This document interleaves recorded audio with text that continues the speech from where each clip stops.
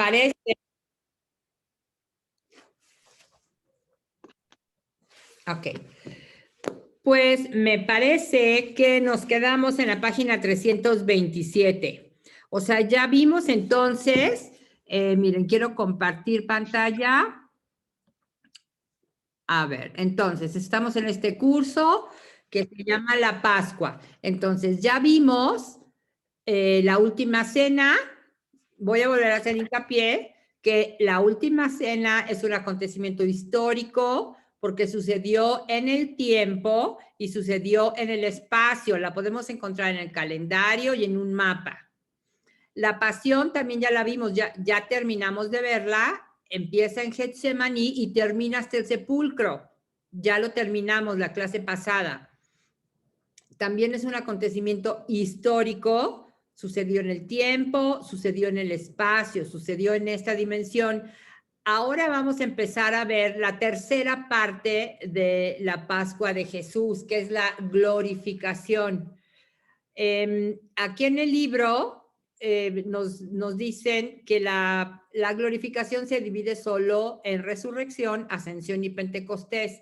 Se brinca la entronización y la unción, ¿pero por qué? Porque las da por hecho al mismo tiempo de la ascensión. O sea, en la ascensión, instantáneamente a Jesús, Jesús es entronizado y Jesús es ungido. ¿Sí? Pero nosotros lo vamos, para fines de estudio, lo vamos a separar. Vamos a separar cada una de las partes de la glorificación. Entonces, la glorificación del Señor se divide en resurrección, ascensión, entronización, unción y Pentecostés. Bueno, entonces, ahora sí, nos regresamos, por favor, al libro. Abran su libro en la página 327. La tercera parte de la Pascua del Señor, llamada la glorificación de Cristo,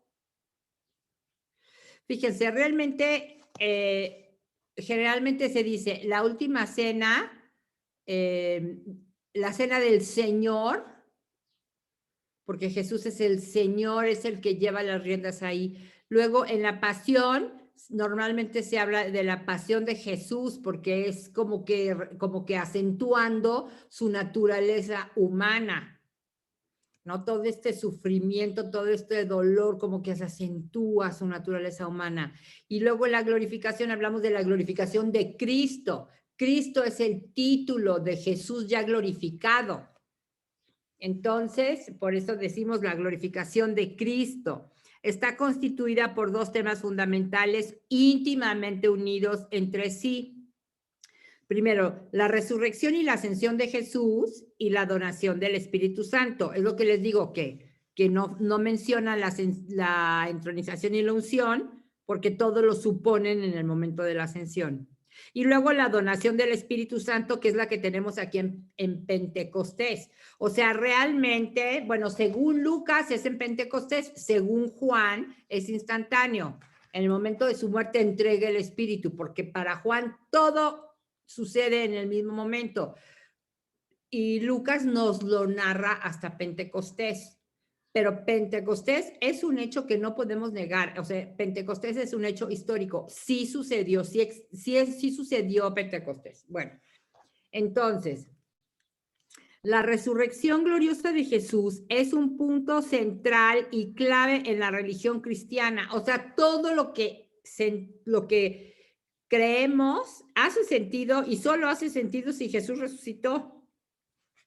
Es un dato tan esencial de creer en Cristo resucitado, es un dato tan esencial que del creer en Cristo resucitado depende todo el valor de la fe. A ver, vámonos a Primera de Corintios, por favor, para que leamos de la Biblia ese texto y lo subrayen. Primera de Corintios 15, 14.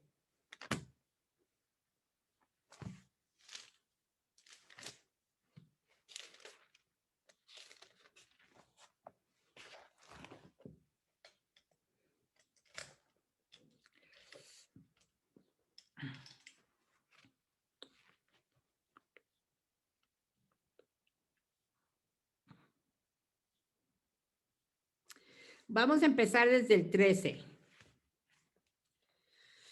13 al 17. Si no hay resurrección de los muertos, aquí había algunos que estaban negando la resurrección de los muertos. Entonces, Pablo por eso dice, si no hay resurrección de los muertos, tampoco Cristo resucitó. Y si no resucitó Cristo, nuestra predicación es vana y vana también vuestra fe. O sea, es vana, o sea, no sirve para nada. Si esos tuviesen razón, ¿cuáles esos? Los que dicen que no existía la resurrección. Si esos tuviesen razón, nosotros quedaríamos como testigos falsos de Dios, pues proclamamos que Dios resucitó a Cristo, cuando en realidad no lo habría resucitado. De ser verdad que los muertos no resucitan. Porque si los muertos no resucitan, entonces Cristo tampoco resucitó. Y si Cristo no resucitó, vuestra fe es vana y seguís en vuestros pecados. Si Jesús no resucitó, entonces vuestra fe es vana, vuestra fe es vana. Y entonces seguimos, o sea, no se realizó todo el misterio salvífico de Jesús. Eso es lo que quiere decir. Bueno, nos regresamos al libro. La resurrección del Señor es uno de los temas más importantes en que reflexiona la teología contemporánea. Ahora, pues los apóstoles predican la resurrección de Cristo como que en dos mundos diferentes, en el mundo de los judíos y en el mundo de los gentiles, y tienen sus dificultades en cada uno de estos grupos. ¿Cuál es la dificultad en el grupo de los judíos? El anuncio de la resurrección de Jesús. En el mundo judío, ¿qué dificultades enfrenta? En el mundo judío, a ver, la pregunta es, ¿creían los judíos en la resurrección de los muertos? ¿Sí o no? Pues unos sí y otros no. Los fariseos sí creían en la resurrección de los muertos, pero los saduceos no. A ver, ¿dónde dice eso? Vamos a Marcos 12, 18, por favor. Marcos 12, 18.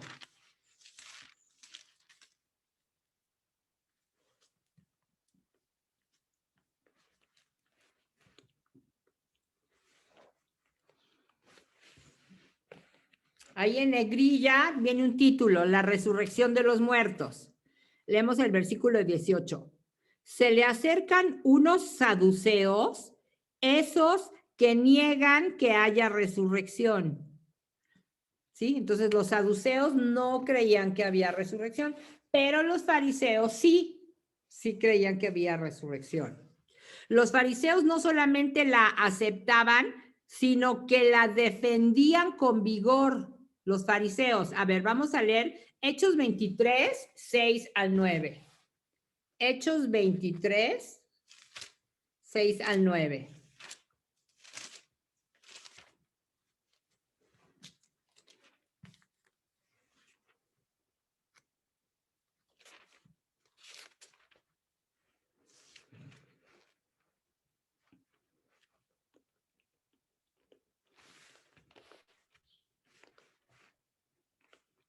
Aquí Pablo, habían detenido a Pablo. Y entonces Pablo, versículo 6, Pablo, dándose cuenta de que una parte eran saduceos y otras fariseos, o sea, habían detenido a Pablo y Pablo estaba frente al Sanedrín. Y el Sanedrín, recuerden que era un grupo de 70 personas y un sumo sacerdote. O sea, en total 71. Un sumo sacerdote y 70 personas. Esas 70 personas eran de diferentes grupos, pero entre ellas había saduceos y había fariseos.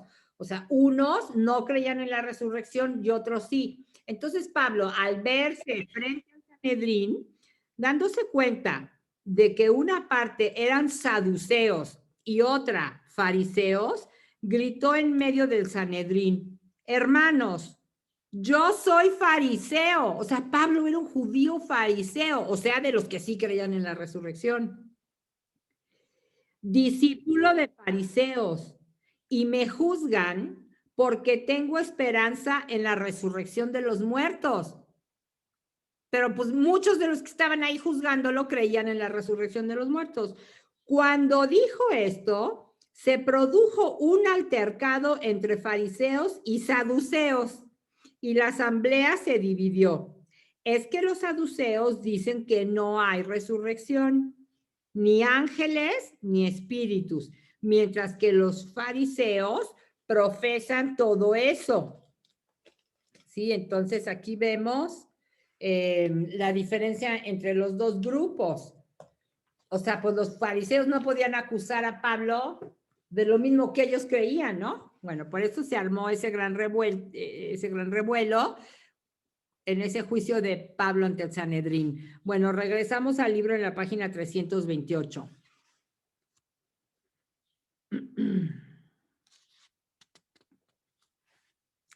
Dos textos ilustran esta actitud de los predicadores evangélicos.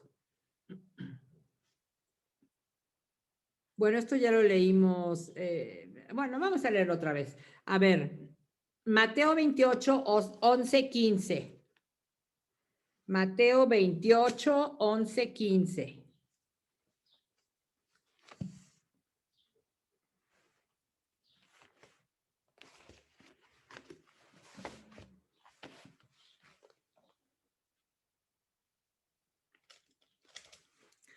Soborno a los soldados. Mientras ellas iban, o sea, las mujeres, algunos de los guardias fueron a la ciudad a contar a los sumos sacerdotes todo lo que había pasado. Estos, reunidos con los ancianos, celebraron consejo y dieron una buena suma de dinero a los soldados, advirtiéndoles: decid que sus discípulos vinieron de noche y lo robaron mientras vosotros dormíais. Y así la cosa llega a oídos y si la cosa llega a oídos del procurador, nosotros le convenceremos y os evitaremos complicaciones. O sea, y porque imagínense que la cosa llega a oídos de Pilato y dice que se robaron el cuerpo porque los soldados que puso estaban dormidos. Pues claro que podían regañar a los soldados, ¿no? Pero bueno, esto de los soldados ya vimos que es ficticio, ya vimos que es como es, lo pone aquí Mateo para decir que no se robaron el cuerpo. Bueno, entonces, esto lo pone Mateo, o sea, lo estoy recordando aquí como una dificultad, ¿no? Como una dificultad de la predicación de los judíos. O sea, Jesús no resucitó y hacen lo posible para decir que lo que pasa es que se robaron el cuerpo. Esa es estamos viendo las dificultades dentro del grupo de los judíos.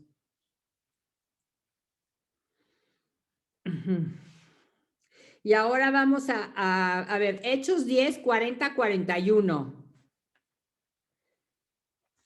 Hechos 10, 40, 41.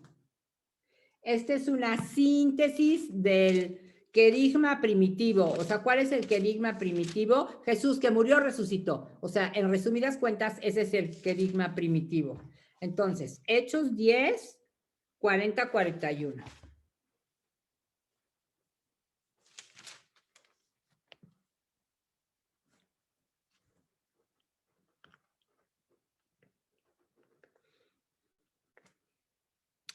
Bueno, vamos a leer desde el 39. Nosotros somos testigos de todo cuanto hizo Jesús en la región de los judíos y en Jerusalén, de cómo le dieron muerte colgándolo de un madero y de cómo Dios lo resucitó al tercer día y le concedió la gracia de manifestarse, no a todo el pueblo, sino a los testigos que Dios había escogido de antemano, a nosotros que comimos y bebimos con él después que resucitó de entre los muertos. O sea, Jesús se apareció, pero no se le apareció a todititos los judíos, se les apareció a algunos judíos, algunos grupos de judíos, ¿no? Bueno, entonces era como la predicación al grupo de los judíos y había dificultades. Ahora, ¿cuáles son las dificultades en el mundo de los griegos? Recuerden que el mundo se dividía en esa época en judíos y gentiles. Todos los que no eran judíos eran gentiles. Entonces aquí el mundo griego se refiere a los gentiles. El mundo griego alimentado de filosofía platónica, ponía en duda la posibilidad de la resurrección de los muertos y consiguientemente rechazaba el hecho de la resurrección de Jesús. Si no es posible que los muertos resuciten, Jesús no resucitó. O sea, los griegos no creían en la resurrección. Entonces, vamos a leer Hechos 17, 31, 32. Hechos 17, 31, 32.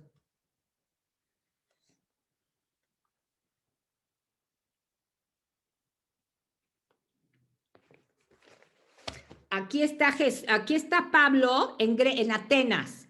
Fíjense, aquí en el versículo, en Hechos 17, 16 dice, Pablo en Atenas. Pablo va a Atenas, que es como la cuna del pensamiento y de la cultura, y Pablo soñaba con ir y darles un discursazo y esperaba que se convirtieran los atenienses, pero pues no se convirtieron. Pero entonces aquí está arriba, en el versículo 22, abajo del versículo, en el versículo 22 con negrilla dice, discurso de Pablo ante el Areópago. Ahora sí, vámonos, por favor, al Hechos 10, 40, 41. No, ese, perdón. 17, 31, 32. Vamos a leerlo. Bueno, desde el 30. Dios, pues, pasando por alto los tiempos de la ignorancia, anuncia ahora a los hombres que todos y en todas partes deben convertirse. Esto se lo dice Pablo a los atenienses. Porque ha fijado el día en que va a juzgar al mundo según justicia por medio del hombre que ha destinado y del que ha dado garantía ante todos al resucitado de entre los muertos, al resucitarlo de entre los muertos. Y luego, versículo 32.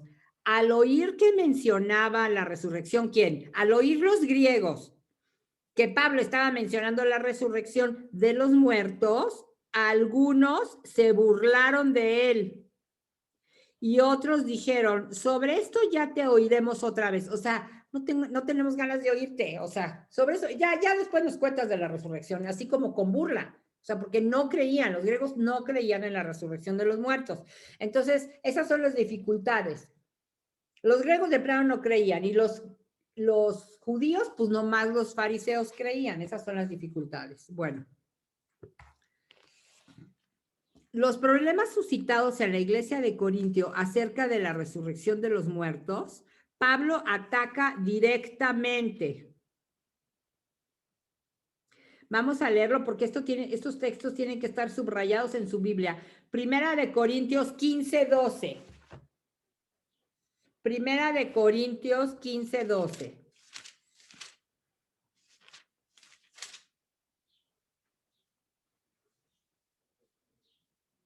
Ay, perdón, eso ya lo habíamos leído, pero ese es desde antes. Ahora, 15, 12 al 14. Ahora bien, si predicamos que Cristo ha resucitado de entre los muertos, ¿cómo andan diciendo algunos de vosotros que no hay resurrección de los muertos? O sea, ¿cómo? Si no hay resurrección de los muertos, Cristo tampoco resucitó. Y si no resucitó Cristo, nuestra predicación es vana y vana también vuestra fe. Porque si Cristo no resucitó, entonces nosotros tampoco vamos a resucitar. Además,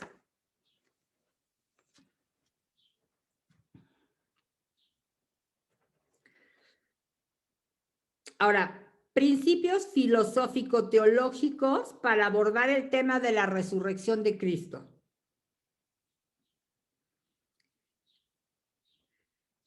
Es un principio de filosofía común, estoy en la página 329 del libro a la mitad, que si un acontecimiento nos interesa es porque tiene significación para nosotros. Un acontecimiento que nada me significa no causa en mí la menor impresión. Pues bien, el acontecimiento de la resurrección de Jesús o de Jesús resucitado que narran los evangelistas con tanto color, Lo narran no porque fue un acontecimiento intrascendente, sino porque para ellos fue una experiencia vital. O sea, ellos al ver a Jesús resucitado, el saber que Jesús había resucitado fue una experiencia importantísima, determinante en sus vidas. Nuestra tarea, pues, consistirá en investigar cuál fue el núcleo histórico que tanto impresionó a nuestros primeros hermanos de la fe, para construir sobre él los relatos evangélicos que, concordando en lo sustancial, divergen tanto en lo accidental. ¿Qué significa esto? O sea, la resurrección de Jesús sucedió, sí, pero los 4 evangelistas lo narran de manera diferente. O sea, coinciden en que resucitó, coinciden en lo importante, pero en lo accidental, o sea, en lo que rodea a esto de que Jesús resucitó, lo que lo rodea es diferente en los 4 evangelistas. Ahora, la pregunta, por eso vamos a tratar de estudiar, o sea, qué realmente fue lo que sucedió. Ahora, ¿la resurrección de Cristo es o no es un acontecimiento histórico? Con frecuencia se suscita el problema de la historicidad de la resurrección de Cristo. ¿Qué pensar? ¿Fue histórico o no fue histórico? Según la terminología corriente, para que un acontecimiento se llame histórico, se requiere que sea verificable mediante normas y métodos científicos, los cuales exigen testigos o documentos, pero testigos o documentos que sean adecuados para que puedan estrictamente probar. Pues bien, en este sentido, la resurrección no es un acontecimiento histórico, porque no hay testigos, no hay documentos de la resurrección de Jesús. Hay testigos de Jesús resucitado, eso sí, pero de la resurrección, nadie vio resucitar a Jesús, nadie. Por eso decimos que es un acontecimiento, o sea, estamos diciendo que no es como un acontecimiento histórico, porque no hay testigos de cuando Jesús resucitó y no hay documentos, no hay pruebas.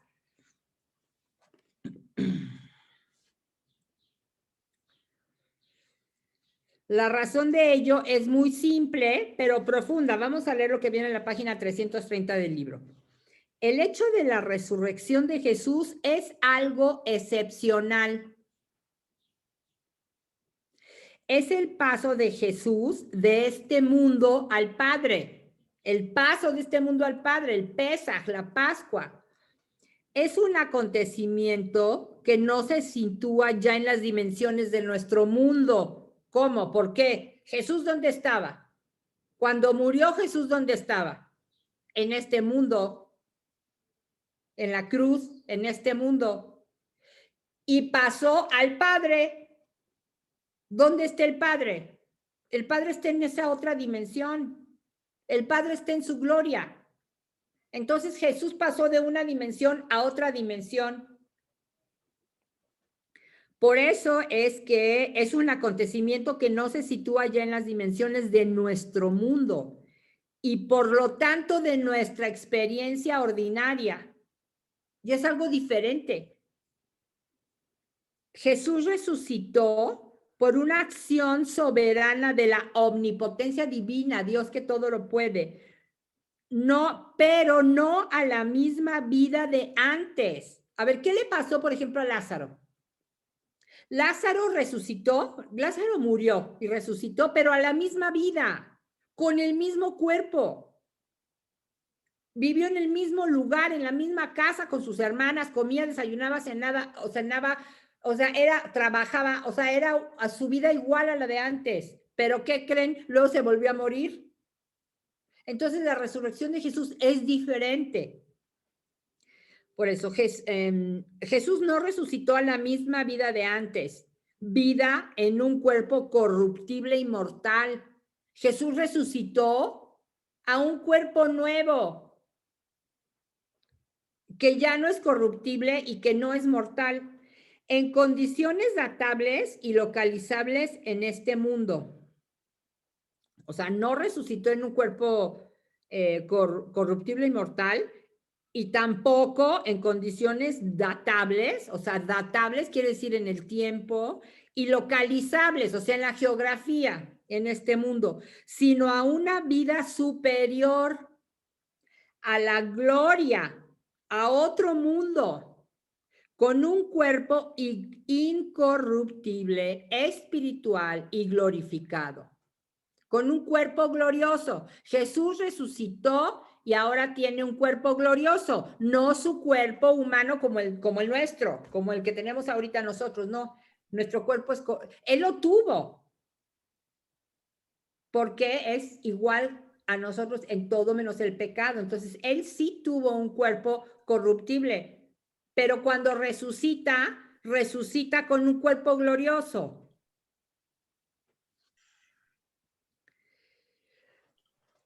A ver, vamos a leer estos textos. Primera de Corintios 15, 35. Ahí está, larguito. A ver, espérenme. Primera de Corintios 15, 35.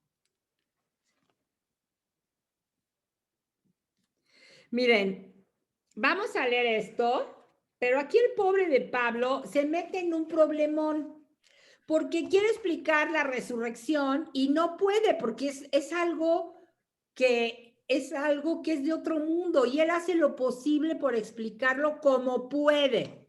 Entonces vamos a leerlo. El modo de la resurrección. Y dice Pablo, pero es posible que alguien diga, ¿cómo resucitan los muertos?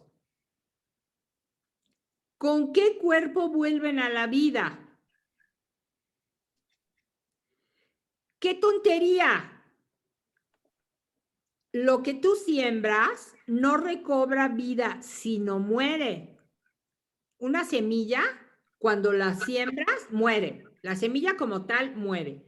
Lo que tú siembras no es el cuerpo que va a brotar, sino un simple grano. Un simple grano de trigo o de cualquier otra planta. Y Dios le da el cuerpo que Él quiere a cada semilla el suyo. O sea, plantas una semilla, pero la semilla muere y lo que sale después de que esa semilla murió es otra cosa diferente. ¿No? Un arbusto, un arbolito, una plantita, diferente a la semilla. No todos los cuerpos son iguales. Los seres humanos tienen uno y los animales terrestres otro distinto. Y distinto también es el de las aves y el de los peces. Hay cuerpos celestes y cuerpos terrestres, pero uno es el resplandor de los cuerpos celestes y otro distinto el de los cuerpos terrestres. Uno es resplandor del sol, otro el de la luna y otro el de las estrellas. Incluso una estrella difiere de otra en resplandor. Así ocurre también en la resurrección de los muertos. Se siembra corrupción y resucita incorrupción. Lo que se siembra se muere. Y lo que nace es vida y es diferente. Se siembra vileza, resucita gloria. Se siembra debilidad, resucita fortaleza. Se siembra un cuerpo animal, resucita un cuerpo espiritual. A ver, perdona, a ver hasta cuándo. Hasta el 53. Pues si hay un cuerpo animal, también hay un cuerpo espiritual. En efecto, así es como dice la Escritura. El primer hombre, Adán, fue hecho alma viviente. El último Adán, espíritu que da vida. O sea, Jesús, ¿no? Pero no es lo espiritual lo primero que aparece, sino animal. Lo espiritual viene después. El primer hombre salido de la tierra es terrestre, o sea, Adán. El segundo viene del cielo, o sea, Jesús. Los hombres terrestres se parecen al primer hombre terrestre.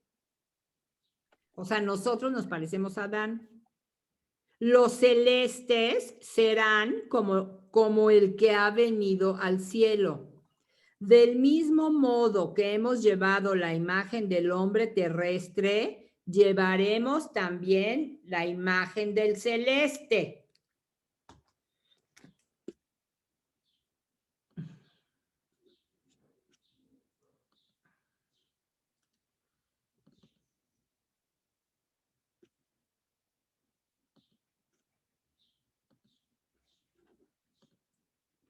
A ver, entonces, aquí tenemos a Jesús que muere en la cruz, resucita, y en cuanto, a ver, miren. Padre, Hijo y Espíritu Santo, siempre existentes, eternos. El Hijo se hace hombre, toma naturaleza humana. Aquí toma naturaleza humana en el seno de la Santísima Virgen, un cuerpo igualito al nuestro. Es igualito a nosotros en todo menos el pecado. Un cuerpo igualito al nuestro, ¿por qué? Pues porque iba a vivir aquí, en la tierra con nosotros, aquí en la tierra. Entonces, por eso tiene un cuerpo, una naturaleza humana, o sea, el Hijo toma una naturaleza humana terrestre, que es esta de aquí, igualita a la nuestra, pero cuando muere y resucita, toma una naturaleza humana, porque Jesús sigue siendo hombre. Jesús sigue siendo hombre, pero entonces cuando resucita, ¿qué pasa? Asciende y regresa acá a la casa del Padre, asciende. Jesús resucita y asciende, pero entonces ahora ¿dónde vive? Pues acá con el Padre, acá a la derecha del Padre, en su gloria. Podemos decir en el cielo, en su gloria. Entonces, para vivir acá, necesita una naturaleza humana, claro que sí, porque sigue siendo hombre, pero necesita una naturaleza humana celeste. Ya no está de acá. La de acá era terrestre porque vivía en la tierra. Pero la de acá es una naturaleza humana diferente. Es una naturaleza humana glorificada. Es una naturaleza humana celeste, porque va a vivir acá en el cielo. Y aquí es bonito, ahorita voy a volver a leer lo que acabamos de leer, porque cuando nosotros que estamos por acá muramos y cuando primero Dios lleguemos al cielo, pues también vamos a recibir una naturaleza humana celeste, porque ya no vamos a vivir acá, ya vamos a vivir acá, seguiremos existiendo, seguiremos siendo hombres, hombres y mujeres, o sea, la humanidad. Y entonces necesitaremos también un cuerpo, porque el hombre es el alma, es la unión sustancial de alma y cuerpo. Para que haya un hombre tiene que haber alma y cuerpo necesariamente, en todo momento. Nada más que el cuerpo de acá es un cuerpo celeste. Entonces Jesús cuando resucita y asciende, pues tiene un cuerpo celeste, diferente. Entonces, por favor, vamos a leer otra vez el versículo 49. A ver, Primera de Corintios 15, 49, y me lo subrayan, por favor. Dice, del mismo modo que hemos llevado la imagen del hombre terrestre, o sea, que del mismo modo que acá llevamos la imagen de Jesús, perdón, la imagen del hombre terrestre acá de Adán, llevaremos también la imagen del celeste. Nos pareceremos a Jesús acá.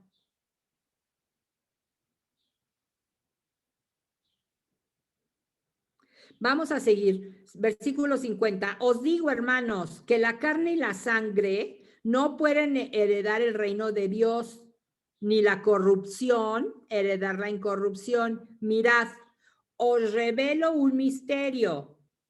No moriremos todos. ¿Por qué dice que no moriremos todos? Porque él creía que en la segunda venida de Jesús, o sea, la parucía iba a ser ya casi mañana. Él creía que iba a estar presente en la parucía, eso creía Pablo. Pero pues no sabemos cuándo, ni Jesús sabía, entonces seguimos esperándola, es parte de nuestra fe, es verdad de nuestra fe, lo seguimos pensando. Pero entonces, por eso dice, no moriremos todos, pero todos seremos transformados. Todos seremos transformados porque para llegar acá tenemos que ser transformados.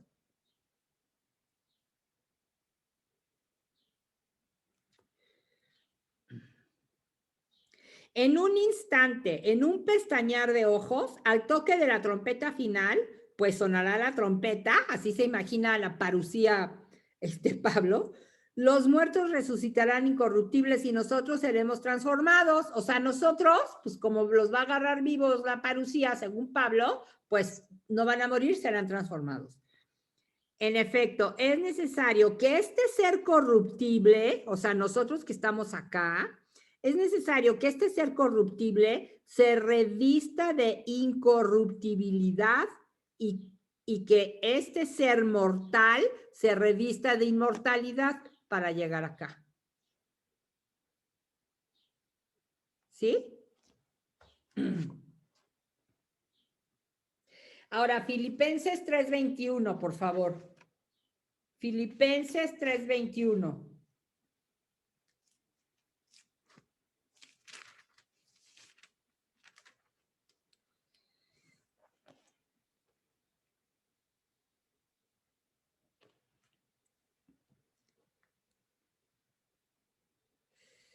Bueno, desde el 20.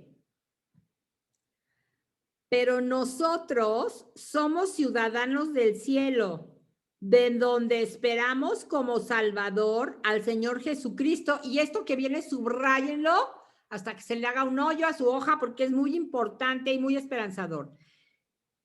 Como Salvador al Señor Jesucristo, el cual transfigurará nuestro pobre cuerpo a imagen de su cuerpo glorioso, en virtud del poder que tiene de someter a sí todas las cosas, o sea, a sí mismo todas las cosas. Bueno, entonces, ¿cómo sabemos que vamos a tener un cuerpo transformado, un cuerpo glorioso? Porque nos lo dicen las escrituras y lo acabamos de leer.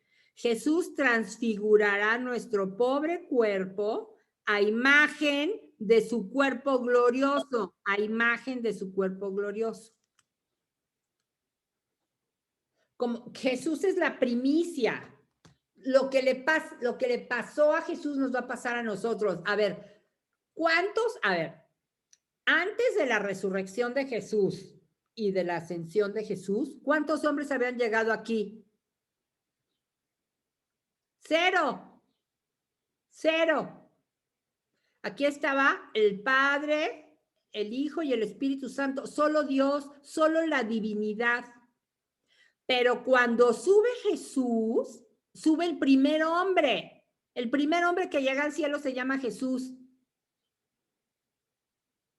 Y como es el primer hombre que sube, como que abre la puerta del cielo para la humanidad. Y como ya aquí hay un hombre, entonces ya todos los demás vamos a poder entrar. Nos abrió las puertas del cielo. Entonces lo que le pasó a él nos va a pasar a nosotros. Vamos a morir, resucitar y llegar al cielo.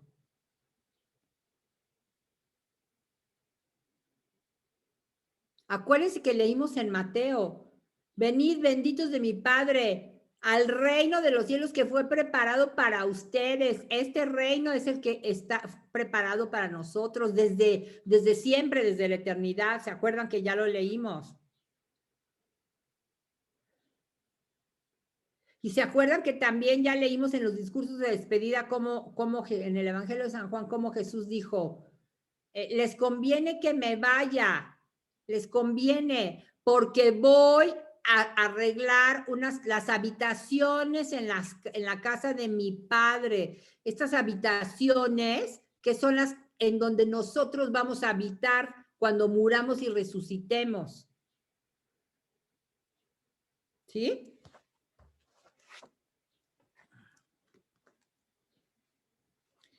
Bueno, entonces, como pueden ver, o sea, la resurrección de Jesús es un suceso trascendentalísimo, importantísimo.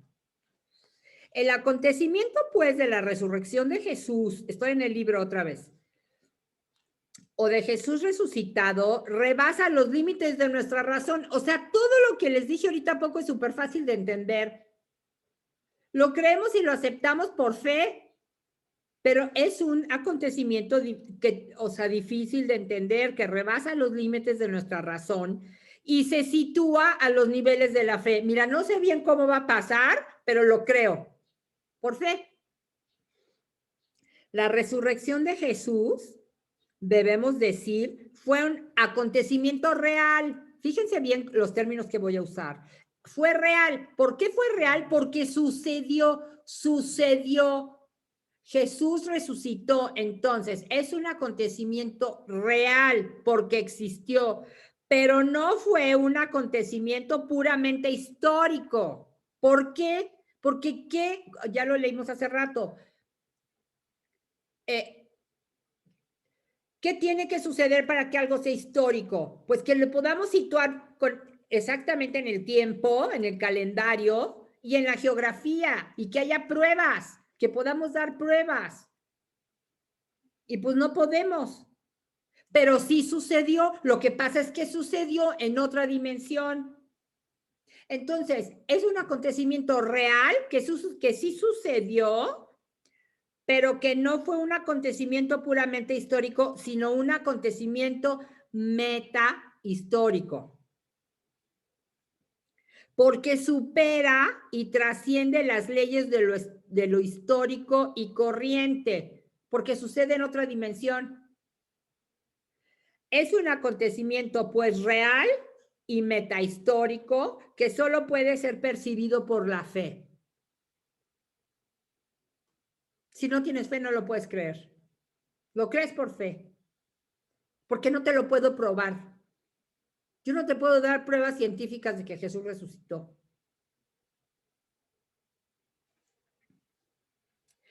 Ahora, el sepulcro vacío y las apariciones del resucitado. La resurrección de Jesús es un acontecimiento solo perceptible por la fe. Sin embargo, según el plan concreto de Dios, dos realidades fueron indispensables como apoyo, como signos, como manifestaciones sensibles en vista de la fe.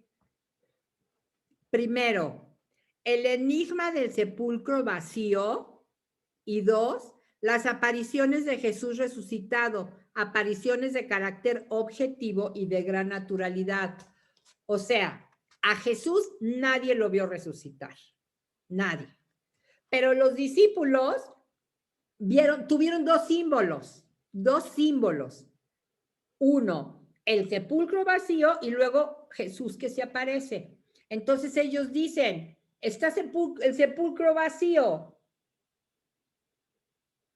Y luego lo vemos, se aparece, nos habla, come con nosotros, las apariciones, resucitó.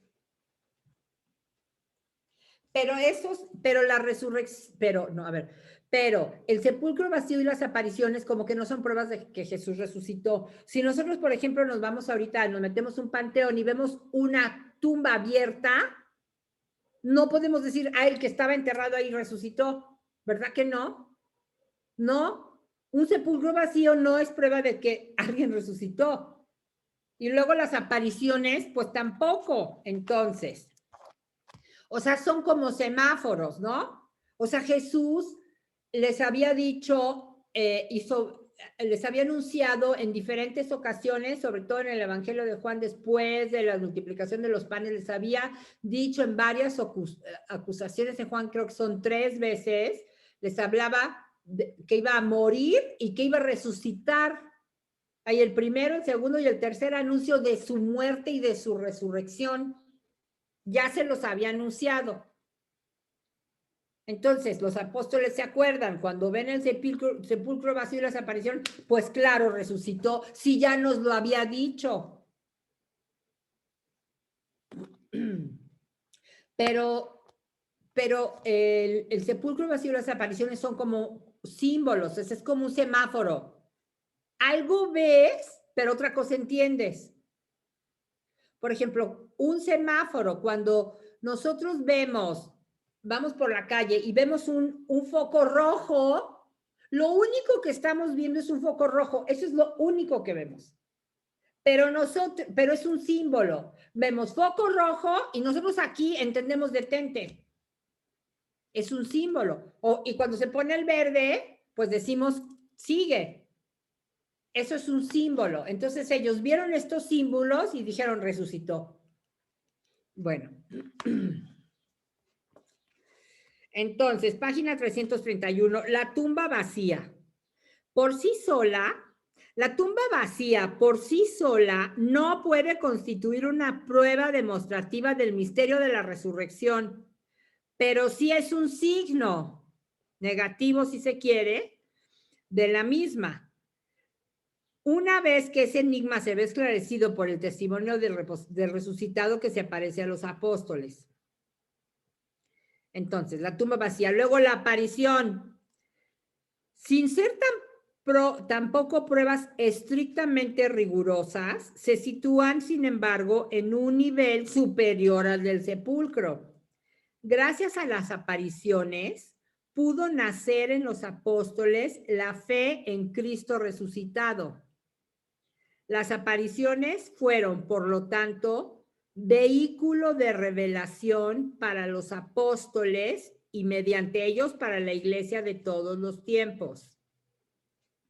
La fe no nació estrictamente del sepulcro vacío ni de las apariciones, pero la tumba y las manifestaciones de Jesús fueron caminos y semáforos, aunque de diferente índole, para pasar a creer.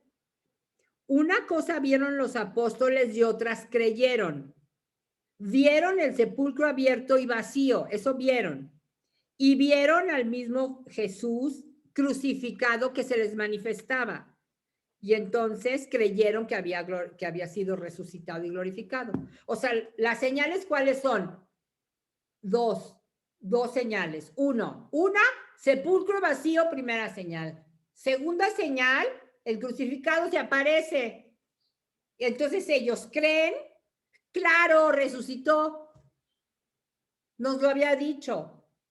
Ha sido resucitado y glorificado. A ver.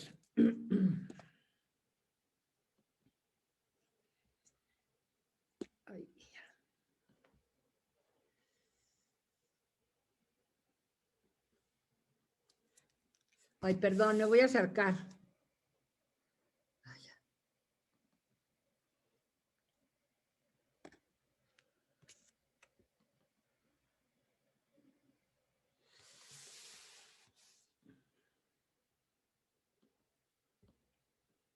¿Están viendo la pantalla? ¿Sí? Bueno, miren. Ay, permítanme. Oh.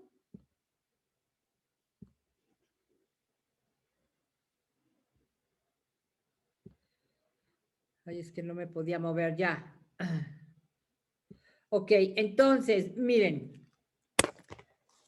Aquí tenemos esta línea del tiempo, donde podemos ver aquí el viernes 7 de abril del año 30, Jesús muere en la cruz. Jesús es crucificado. Luego, este es el viernes 7, sábado 8, domingo 9, empiezan las apariciones. Entonces tenemos, Jesús se aparece durante 40 días, desde el 9 de abril hasta el 18 de mayo. Estos son 40 días de apariciones. ¿Para qué se aparece Jesús durante 40 días? Para sembrar en los apóstoles, para sembrar en sus discípulos la certeza de que vive. Tenían que ser sus testigos. O sea, su trabajo después de Pentecostés iba a ser ir a gritar que Jesús que murió resucitó. Eso es lo que tienen que hacer, ir a gritar el querigma primitivo. Ser testigos de que Jesús que murió resucitó. Ese iba a ser su trabajo después. Ese iba a ser la encomienda. Jesús vive. Ese iba a ser su grito. Pero entonces tenían que estar, o sea, Jesús tenía que sembrar esa certeza en sus corazones. Por eso se les aparece durante 40 días. 40 días de apariciones, porque tenían que ser testigos. ¿Cuáles son los verbos del testimonio? Los verbos del testimonio son ver y oír. Entonces, con estas apariciones, Jesús los hizo testigos de que vive. Los hizo testigos porque lo vieron vivo, lo oyeron vivo, convivieron con él vivo. Entonces ya después de estos 40 días de apariciones, entonces ya podían salir al mundo los apóstoles a gritar, Jesús que resucitó, vive. ¿Sí?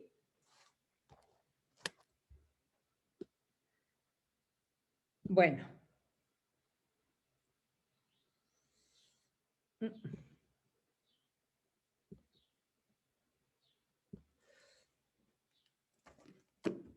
A ver, por favor, nos regresamos al libro.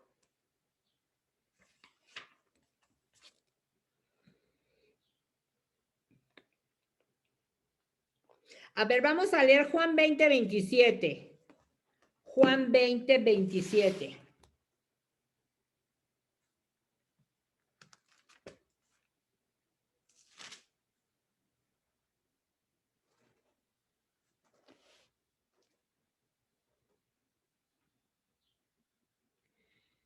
¿Se acuerdan que Jesús se les había aparecido a los apóstoles y Tomás no había estado con ellos? Y luego cuando le contaron, Tomás dijo, no les creo. Si no meto mi dedo en sus costados, no les creo nada. Entonces Jesús se les vuelve a aparecer. Y aquí tenemos esta aparición en Juan 20, 27. Dice, luego se dirigió a Tomás.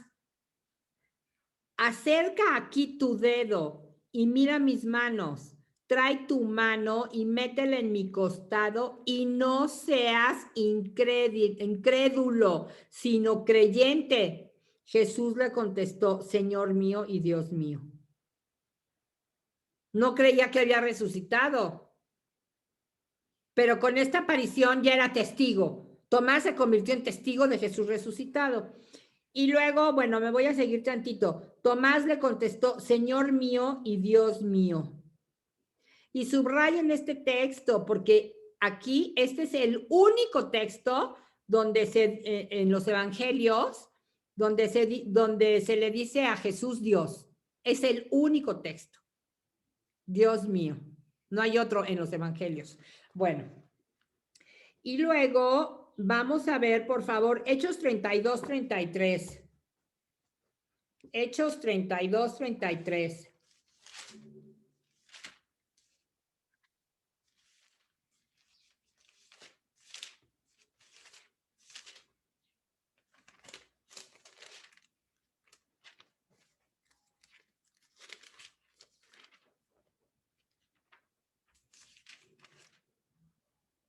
Ay, no, Hechos 32 no son 32. A ver, leí mal, discúlpenme, algo leí mal.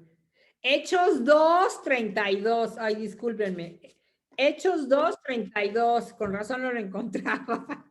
Hechos 2, 32. Ay, qué horror.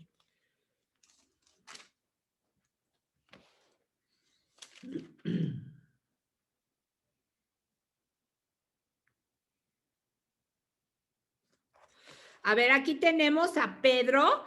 Miren, aquí en Hechos de los Apóstoles, en el capítulo 2.1, aquí tenemos narrado Pentecostés, en el 2.1. Y después de Pentecostés, Lucas nos pone a Pedro diciendo su primer discurso como cabeza de la iglesia. Y vamos a leer entonces Hechos 2:33, dice, Dios resucitó a este Jesús. Todos nosotros somos testigos de ello. ¿Y por qué son testigos? Pues porque ya habían estado 40 días de apariciones. Así pues, exaltado a la diestra de Dios, ha recibido del Padre el Espíritu Santo prometido y lo ha derramado.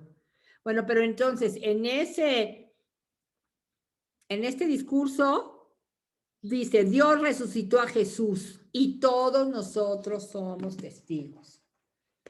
Bueno, nos regresamos al libro, por favor. Página 331. Teniendo todo esto en cuenta, si la resurrección de Jesús es un acontecimiento metahistórico, podemos también afirmar que es un acontecimiento que se introduce en cierta forma en la historia, porque históricamente los discípulos tuvieron un encuentro vital con su maestro resucitado. Se introduce en la historia porque hay 40 días de apariciones. Los discípulos tienen una relación, o sea, con este Jesús resucitado. Tuvieron un encuentro vital con su maestro resucitado. Una experiencia decisiva que los constituyó para siempre testigos autorizados de Cristo resucitado. Vamos a leer estos textos. A ver, Hechos 1:22. Hechos 1:22.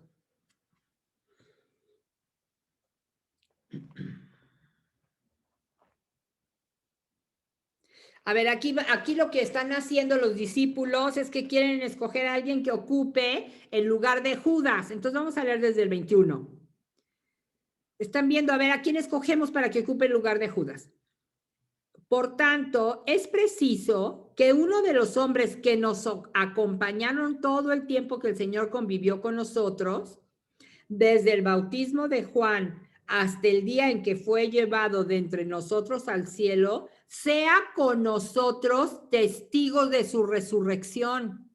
Eso era lo que tenían que ser los apóstoles. Este nuevo que eligieran y los demás tenían que ser testigos de la resurrección de Jesús. Ahora, 4:33, Hechos 4:33.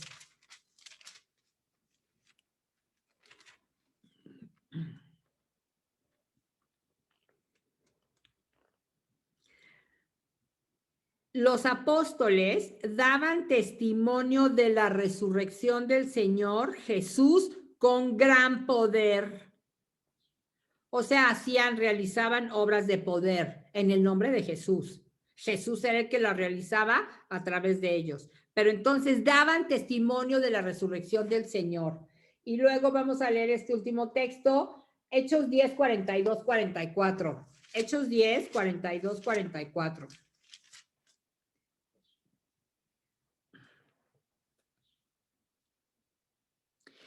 Él nos mandó, ¿quién? Aquí está hablando Pedro, otra vez. Y él nos mandó, ¿quién? Jesús, que predicásemos al pueblo y que diésemos testimonio, otra vez son testigos, de que él está constituido por Dios, juez de vivos y muertos. O sea, él es juez de vivos y muertos, o sea, está vivo. Y seguimos. Versículo 43. Todos los profetas dan testimonio de que quien cree en él alcanzará por su nombre el perdón de los pecados. Estaba Pedro diciendo estas cosas cuando el Espíritu Santo cayó sobre todos los que escuchaban la palabra. Cuando estaba hablando de Jesús resucitado, cae el Espíritu Santo. Bueno, ok. Bueno, entonces, esto fue la introducción de la glorificación. Ahora, vamos a ver la primera parte aquí ya en el libro de el sepulcro vacío. La primera parte se llama el sepulcro vacío. Abran su libro en la página 334, 335. Aquí vemos, tenemos en estas dos páginas como la estructura de la narración del sepulcro vacío, o sea, de toda la glorificación de Cristo, pero en cada uno de los evangelios. Los cuatro narran, Mateo, Juan, Marcos y Lucas, los cuatro narran el sepulcro vacío. Cada uno le da su toque diferente, ahorita lo vamos a leer. Después, los cuatro narran apariciones, pero diferentes apariciones. No todos narran las mismas, gracias a Dios, porque así nos enriquece. Y luego, los únicos que narran la ascensión son Lucas y Marcos, en la página 335 abajo, ¿ven? Son los únicos que narran la ascensión. Y luego, al final, la misión apostólica en Marcos y la fusión del Espíritu Santo en Lucas.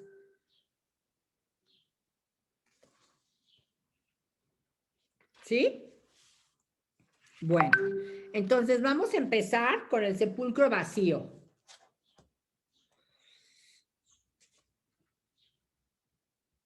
Página 337. Bueno, como siempre, Mateo, Marcos y Lucas coinciden en ciertos datos comunes y Juan va, como siempre, por su lado. Por eso son los sinópticos estos tres y Juan por su lado siempre. Entonces vamos a ver. Las mujeres van al sepulcro. Vamos a leer aquí del libro.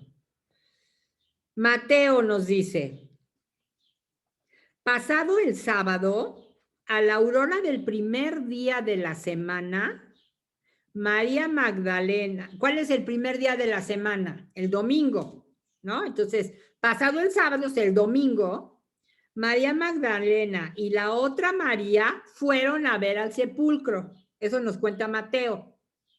A ver qué nos dice Marcos. Pasado el sábado, María Magdalena, María, la de Santiago y Salomé, aquí ya va otra mujer. En Mateo van 2 mujeres y aquí en Marcos ya van 3 mujeres. Y aquí hay otra novedad. Compraron aromas para ir a embalsamarle. Y muy de madrugada, el primer día de la semana, habiendo salido el sol, van al sepulcro. Eso nos cuenta Marcos. Mateo no nos dice nada de aromas ni nada. Lucas nos dice, el primer día de la semana, muy de mañana, fueron al sepulcro llevando los aromas que habían preparado. Lucas nos dice que los habían preparado desde antes. Ven cómo hay diferencias, pero la cosa es que van al sepulcro. Versículo 10 de Lucas. Eran María Magdalena, Juana y María la de Santiago. Y las demás que estaban con ellas, o sea, Lucas ya nos pone un montón de mujeres. Mateo nos pone 2, Marcos nos pone 3 y Lucas ya nos pone muchas. Luego, Juan, ¿qué nos dice Juan? Página 338. El primer día de la semana va María Magdalena de mañana al sepulcro, habiendo todavía oscuridad. Además, cada uno lo pone como a la hora que quiera. Uno, ahorita lo vamos a ver con detenimiento. Entonces, pero voy a recordar aquí en Juan. Dice, va María Magdalena de mañana al sepulcro habiendo todavía oscuridad. Pero se acuerdan que Juan, en el Evangelio de San Juan, Juan nos narra que ya habían dado la sepultura al estilo judío a Jesús. Ya la había, o sea, lo habían sepultado ya para siempre. O sea, ya había sido envuelto en la sábana y había sido embalsamado al estilo judío. Eso nos lo cuenta Juan. Pero los otros dicen que no, que apenas, uno nos dice que apenas habían ido a comprar los aromas y otro nos dice que las habían preparado un día antes. Y ya habíamos quedado que creemos que es como dice Juan. Entonces, página 338. Según Marcos, las mujeres van a comprar apenas las especies el sábado, después de las 6 de la tarde. Claro, después de las 6 de la tarde, que ya era domingo, porque el sábado era Shabbat. Hasta las 6 de la tarde era Shabbat, no podían hacer nada. Se trata de aceites perfumados, más bien que de hierbas aromáticas. Lucas nos había dicho que desde el mismo viernes por la tarde las mujeres ya habían preparado los aromas y mirra. Los 4 evangelistas, a ver, estas son muchas diferencias, pero entonces, ¿en qué concuerdan? Los 4 evangelistas concuerdan en colocar en el primer día de la semana, o sea, el domingo, la ida de las mujeres al sepulcro, pero sus expresiones varían al expresar el momento. O sea, lo que coinciden es que las mujeres, no las mujeres, algunas mujeres van al sepulcro, unos ponen unos, otros a otras, unas más, unos menos, pero tampoco coinciden en la hora. Mateo dice que a la aurora. Marcos, que muy de madrugada. Y luego con cierta incongruencia añade luego, habiendo salido el sol. O sea, pues fue como muy tarde, o sea, es mucho tiempo, ¿no? Lucas escribe muy de mañana y Juan de mañana, pero habiendo todavía oscuridad. Sea lo que fuere, es en los primeros momentos del día cuando las mujeres se dirigen al sepulcro. Eso fue. Ahora, ¿quiénes son esas mujeres? Marcos dice que María la Magdalena, María la Madre de Santiago y Salomé. O sea, Marcos dice que 3. Lucas aumenta el grupo agregando a Juana y todavía dice, y las demás que estaban con ellas. Entonces ya, según dice Lucas, ya no sabemos cuántas mujeres, porque quién sabe cuántas hayan sido las demás. Y Juan solamente presenta a María Magdalena. La finalidad que las lleva al sepulcro es diferente según las tradiciones en Marcos y Lucas. Van con el objeto de ungir a Jesús. Marcos y Lucas, en Marcos y Lucas las mujeres iban a ungir a Jesús. En Mateo, ¿se acuerdan que Mateo había colocado una guardia de soldados para que custodiaran el sepulcro? Solo pretenden ver la tumba, porque ya no querían que la abrieran, solamente iban a visitar las de Mateo. En Juan, pero Juan, que ha descrito ya el amortajamiento de Jesús utilizando 100 libras de mirra y aloe, que ya vimos que 100 libras es muchísimo, que es una exageración, que quiere decir que es para siempre. María la Magdalena debe ir solo a visitar el sepulcro. No tenía ninguna otra finalidad María Magdalena más que ir a visitar el sepulcro porque Jesús ya había sido enterrado para siempre. Como se ve, si en lo sustancial, esto es, en la visita al sepulcro el domingo por la mañana, convergen las 4 tradiciones evangélicas, en los detalles difieren, de tal manera que nunca se podrá precisar la realidad histórica en sus menores circunstancias. O sea, lo único que podemos concluir es que las mujeres fueron al sepulcro el domingo en la mañana. No sabemos ni la hora bien ni a qué.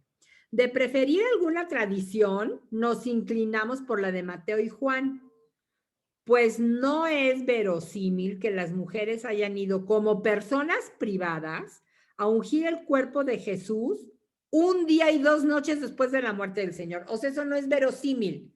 Nadie abre el sepulcro de un muerto.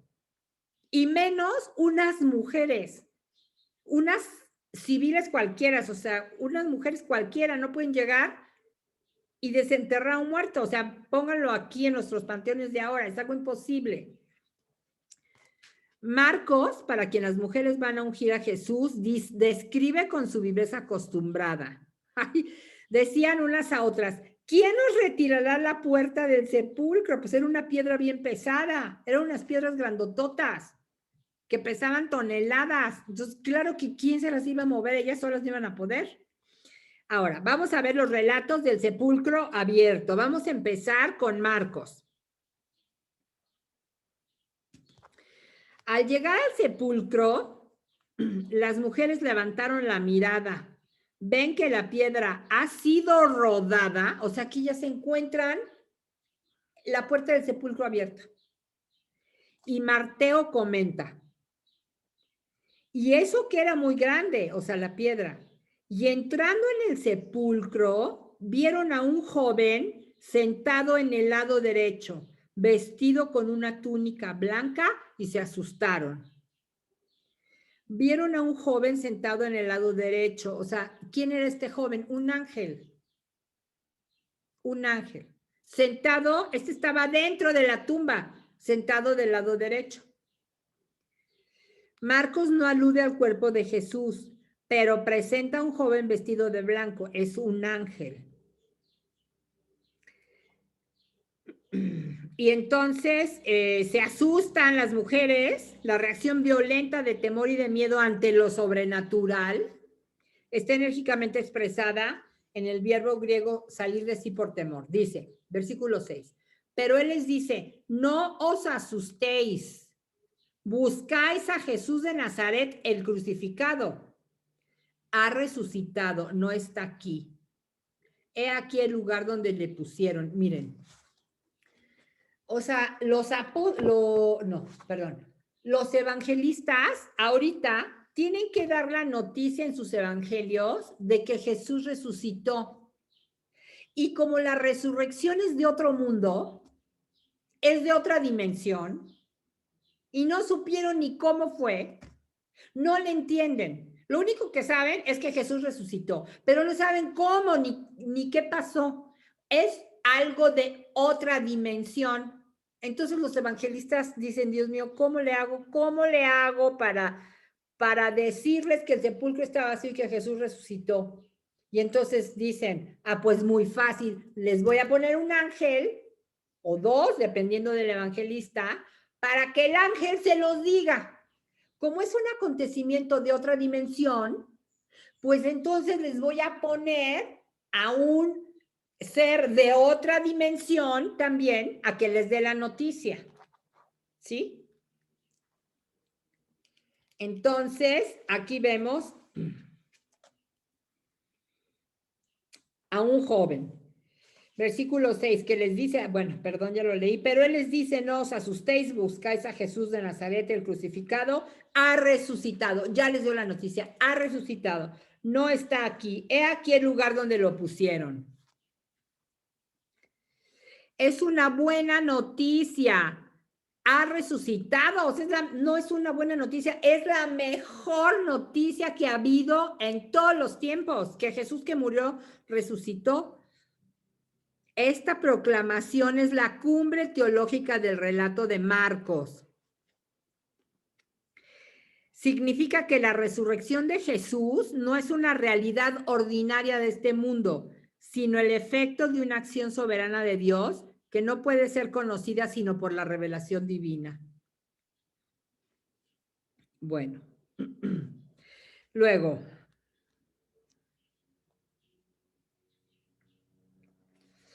nos vamos al versículo 7. Les da un mensaje importante el ángel a las mujeres. Pero id a decir a sus discípulos y a Pedro que irá delante de vosotros en Galilea. Allí le veréis como os dijo.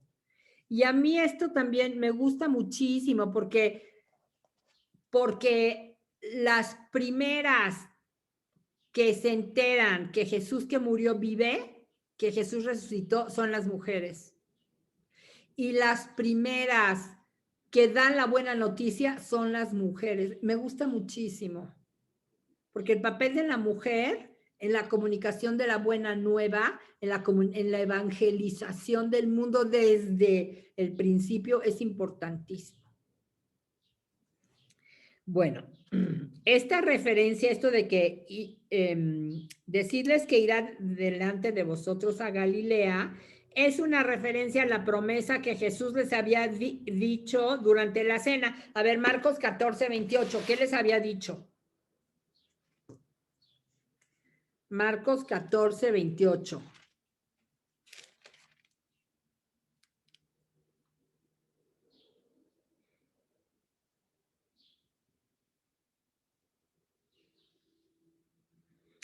Desde el 27. Jesús les dijo, todos os vais a escandalizar, pues está escrito, heriré al pastor y se dispersarán las ovejas. Versículo 28. Pero después de mi resurrección, iré delante de vosotros a Galilea. Y ese es el mensaje que le dan aquí el ángel a las mujeres. Vayan a decirles que id a decir a sus discípulos y a Pedro que irá delante de vosotros a Galilea. Luego, sigue el Evangelio. Versículo 8. Ellas salieron huyendo del sepulcro porque esta es una imagen sobrenatural, es una experiencia muy fuerte. Salieron huyendo del sepulcro, pues un gran temblor y espanto se había apoderado de ellas. O sea, fue una experiencia muy fuerte para ellas. O sea, no es cualquier cosa encontrarse con un ángel que les habla y luego que les da una noticia tan maravillosa, pero tan fuerte y tan extraña, ¿no? Y no dijeron nada a nadie porque tenían miedo. A ver, ellas salieron huyendo del sepulcro, ¿lo creen? ¿Es creíble que hayan salido huyendo del sepulcro? Sí. Pues un gran temblor y espanto se había apoderado de ellas. ¿Es creíble? Sí. Y no dijeron nada a nadie porque tenían miedo. ¿Es creíble? No, claro que no es creíble. Claro que no es creíble. Por supuesto que salieron corriendo y se lo han de haber contado a todo el que se encontraron. Se lo han de haber contado a los discípulos, que fue la orden que les dio el ángel, y a todo el que se encontraron. Bueno. Ok. Eso fue en cuanto, a ver, ¿qué hora es? Eso fue en cuanto a Marcos. Ahora, ya no sé si nos dé tiempo. Faltan 7 minutos. ¿Quieren que nos aventemos a Lucas o mejor vamos a preguntas? Bueno, son 7 minutos. Nos alcanza Lucas rápido y luego por si tienen dudas, ¿va? Lucas. Vamos a leer el Evangelio de Lucas. Es un poco diferente. Encontraron que la piedra había sido retirada del sepulcro. O sea, en Lucas también encontraron que ya la piedra no estaba. Y entraron, pero no hallaron el cuerpo del Señor.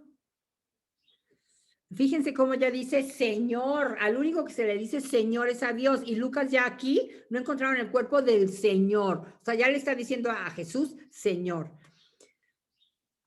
No sabían qué pensar de esto cuando se presentaron ante ellas 2 hombres. Entonces, Marcos nos pone un hombre, un ángel. Y Lucas nos pone 2 ángeles con vestidos resplandecientes. Como ellas temiesen e inclinasen el rostro a tierra, le dijeron, les dijeron, o sea, los ángeles a las mujeres, ¿por qué buscáis entre los muertos al que está vivo?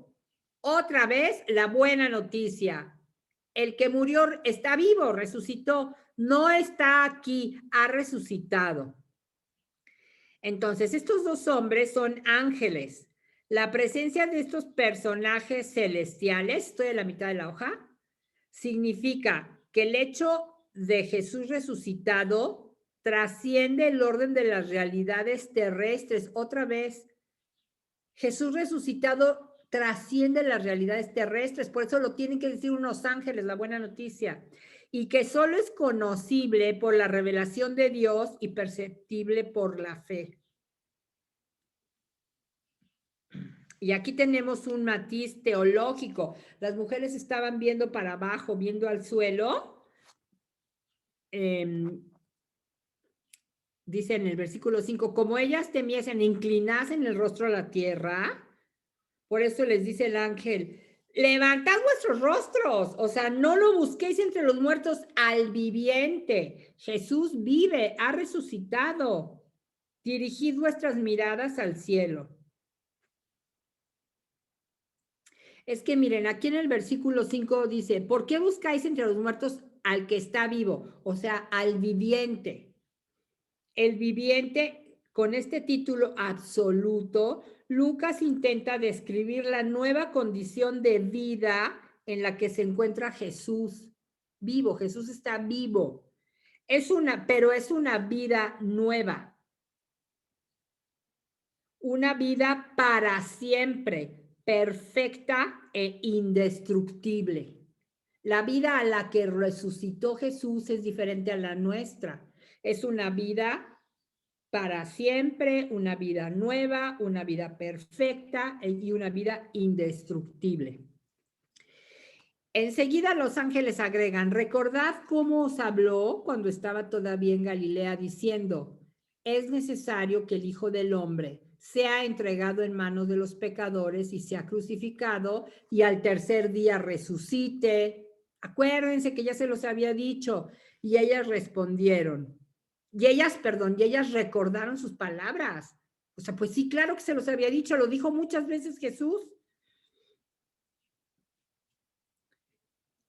Sin confiarles directamente un mensaje, los varones dan a las mujeres un resumen de las predicciones de Jesús, que serán más tarde puntos esenciales de la predicación de la misma.